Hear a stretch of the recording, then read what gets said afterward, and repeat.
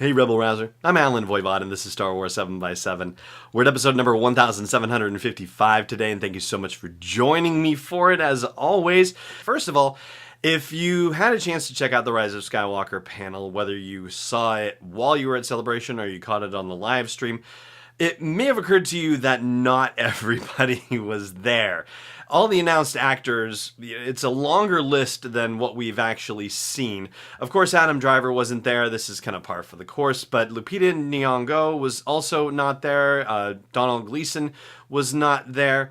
And, you know, that's sort of a, like, okay, yeah, on the one hand, you know, a bummer, obviously. And on the other hand, well, we already know who they're playing as characters. And yes, we don't necessarily know a lot about Naomi Ackie's character, but hey, at least she was there.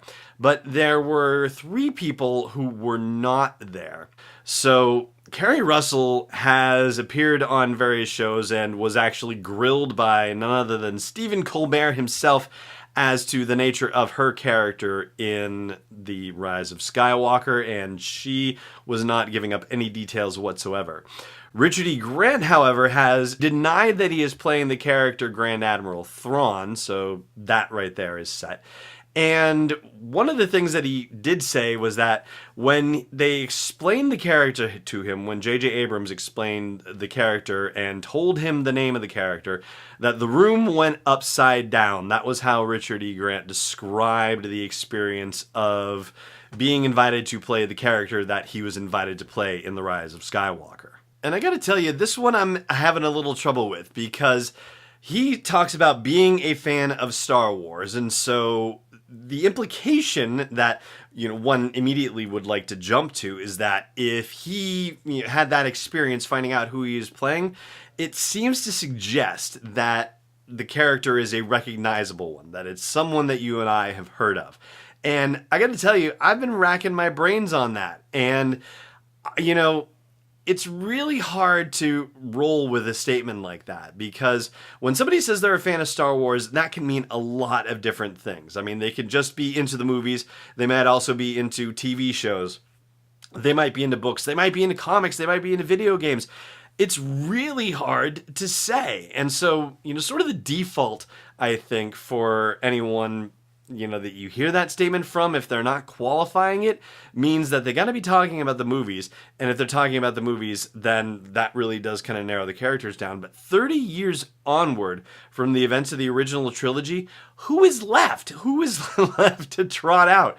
I mean, Wedge Antilles? Like, is he going to play an old Wedge Antilles? It seems like a rather unusual prospect per se, but certainly Dennis Lawson is not interested in coming out of retirement, or at least the last, you know, public remarks that he's made about that. He said, you know, why would I bother doing that? I've done that already. So yeah, that seems somewhat unlikely. And the rest of the Rebel leadership, well, you know, that's pretty much gone as well. So that seems to only leave two other options open, one of which would be someone from the Empire side of the house, and another that would be someone from the Scoundrel side of the house. And so, what do you think?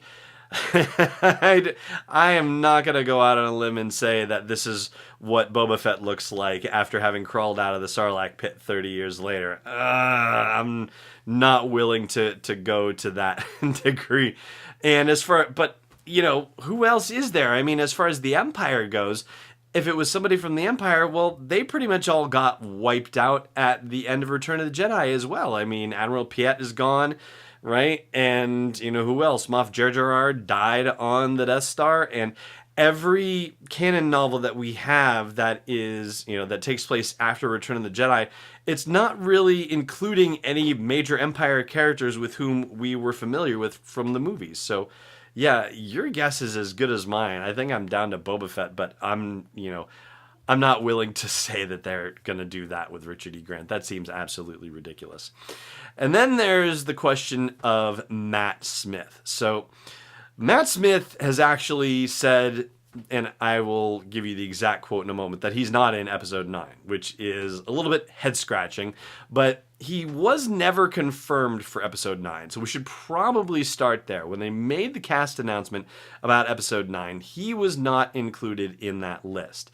That being said, Variety magazine put out a report a while back citing sources saying that Matt Smith had been added for a role in episode 9. And, it's one thing if it's coming out of, say, England somewhere randomly like that, which, Matt Smith, Doctor Who, so yeah, I guess you could possibly say that there's a chance that a rumor about this coming out of England might have an opportunity to be at least somewhat credible. But really, when it's coming out of Variety magazine or the Hollywood Reporter, well, I mean, that's pretty darn credible as far as where the sources come from.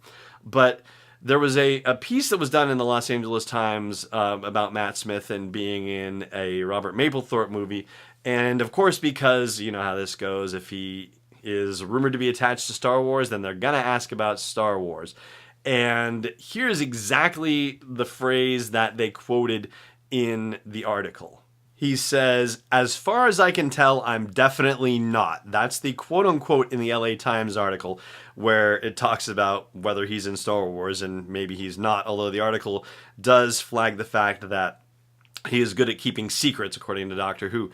Well, there is a way where that could be an utterly and completely honest answer, and yet he could still be in Star Wars Episode 9. So I'm going to explain how that works in just a moment. Stay tuned. Hey there.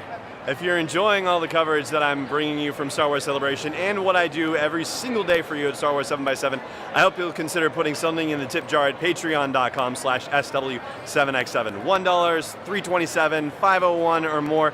Honestly, every little bit helps, and every little bit is just as exciting as every other little bit. Please consider supporting me in the work of delivering Star Wars stories and interviews to you on a daily basis at patreon.com/SW7x7. Welcome back.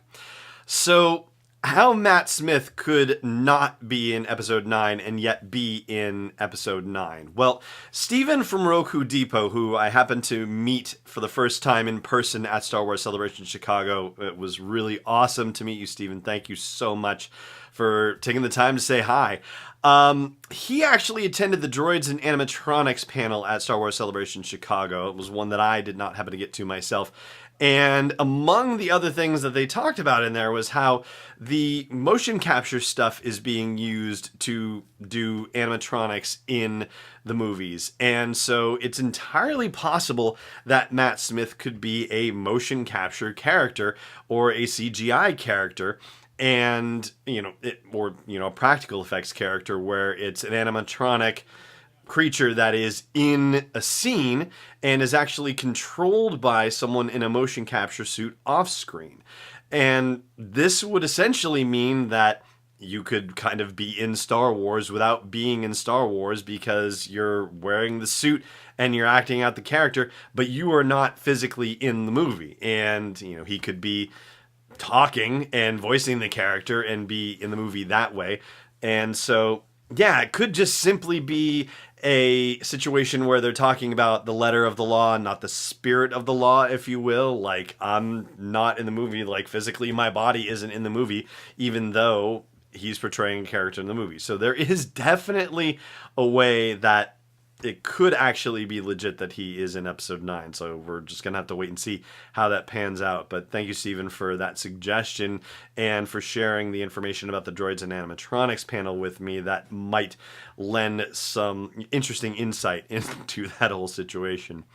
So that is going to do it for today's episode. We've got a couple more where we're going to focus on the Rise of Skywalker and the teaser trailer and other details that you may have missed in there.